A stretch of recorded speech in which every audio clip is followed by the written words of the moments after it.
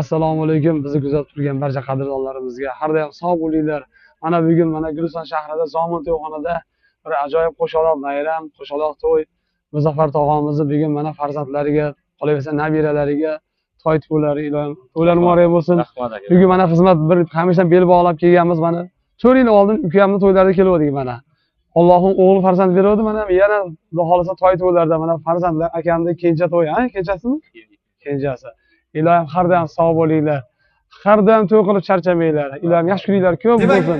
Davlatimiz madaniy markaziga qabul qiling, qarshi oling. O'zbek estradasining ajoyib vakili, jonli ovoz sohibi, shovvoz xonanda San'atbek Farmonovni taklif qilaman. Chiroyli qarsaklar sanosi ostida. Marhamat.